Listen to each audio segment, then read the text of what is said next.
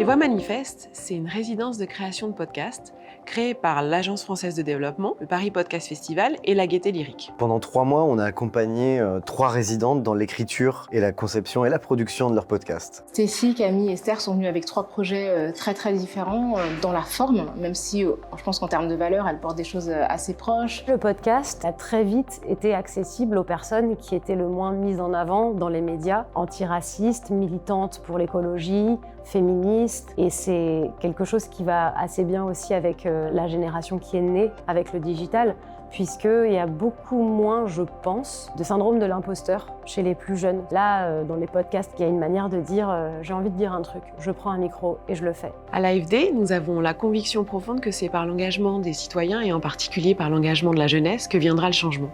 Et c'est une conviction qu'on partage avec la Gaieté Lyrique et le Paris Podcast Festival. La thématique que nous avons choisie pour cette première résidence, c'est les nouveaux activismes dans le monde à l'ère post-digitale. Je pense que le thème et le format imposé qui était le podcast étaient 2 objets mis ensemble qui pouvaient donner lieu à des tonnes de projets différents. Esther a proposé par exemple un projet de fiction, c'est la seule sur les 3 à avoir un projet qui est complètement lié à un univers qu'elle a inventé. Une fiction qui dénonce assez frontalement les dérives technocratiques des plateformes numériques. Les mentors, ils ont tous apporté leur touche pour m'aider à façonner la fiction qui me paraissait être la meilleure possible. Camille, elle, a un projet axé autour du féminisme sur un territoire qu'elle ne connaît pas. L'idée, c'était de parler du mouvement MeToo, mais de parler de ce mouvement ailleurs que chez nous. Et j'ai commencé peu à peu à me focaliser sur l'Afrique francophone. Et en fait, je suis tombée sur des femmes qui avaient créé, elles aussi, un hashtag, mais qui n'était pas le hashtag MeToo, qui justement avait décidé de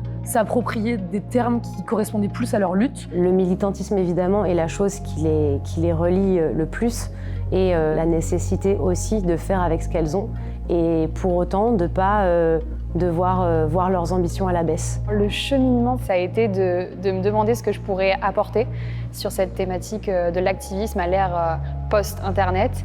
Et tout de suite, ça m'a parlé parce qu'évidemment, en tant qu'activiste, j'utilise les réseaux sociaux pour militer. Et puis, il y avait un sujet qui me trottait dans la tête depuis un petit moment, qui était le sujet des émotions et qui est devenu le sujet au cœur de mon podcast. Stécie, elle, utilise son propre engagement pour essayer de comprendre d'autres personnes qui sont engagées. Et c'est vraiment une des forces du podcast, c'est la capacité à parler à la première personne et faire de son expérience le début d'un fil qu'on tire pour aller vers d'autres personnes. Le projet évolue entre les sessions, en parlant avec eux, aussi en échangeant entre nous. Ça m'a permis peu à peu de resserrer, parce que moi j'avais vraiment un panel d'idées, mais en fait on se rend compte qu'il y a plein de choses qui marchent pas. Donc là, on se rend compte quand même de la complexité, de la difficulté à réaliser un podcast. Être au contact des 4 mentors, de pouvoir avoir accès à plein de choses, de pouvoir avoir accès au studio de podcast. Et c'est vrai que pendant ces 3 mois, j'ai senti qu'il y avait un accompagnement, des conseils, de l'aide pour que le projet final soit à la hauteur de ce qu'on avait espéré. Donc voilà, c'était une expérience très riche.